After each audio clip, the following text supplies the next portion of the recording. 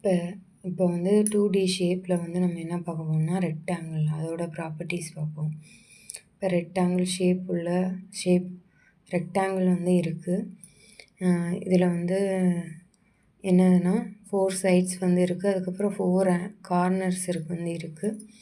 இந்த இதை வந்து ஏரியா கண்டுபிடிக்க என்ன பண்ணுவோம், பிரெத் இன்ட்டு ஹைட்டு அதுதான் வந்து நம்ம என்னென்னு சொல்லுவோம்னா ஏரியான்னு சொல்லுவோம். இப்போ என்னவா இருக்குன்னா opposite sides are equal and parallel. Opposite sides வந்து என்னவா இருக்குது, ஈக்குவலாக இருக்குது. அதுக்கப்புறம் ஒன்றுக்கு ஒன்று இணையாக இருக்குது அப்படின்னு சொல்கிறோம். இப்போ இந்த டயக்ராமில் பார்த்தோன்னா ஏபி ஈக்குவல் டு சிடியாக இருக்குது. அடுத்து ஏடி ஈக்குவல் டு பிசியாக வந்து இருக்குது. இப்போ ஏபி 4 சென்டிமீட்டர்னால் சிடியும் என்னவாக இருக்கும் 4 சென்டிமீட்டராக இருக்கும். அடுத்து ஆங்கிள் பார்ப்போம். இதில் உள்ள இன்டீரியர் ஆங்கிள் என்னவாக இருக்குது, ரைட் ஆங்கிள் 90 டிகிரியாக இருக்குது. All 4 angles are right angle. Sum of this interior angle வந்து 360 டிகிரி.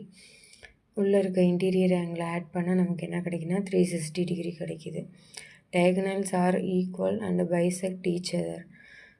மூளை விட்டம் சொல்லுவோம்ல டயகனல், இது வந்து ஈக்குவலாக இருக்கும். இது 4 சென்டிமீட்டர்னால் இது 4 சென்டிமீட்டர்.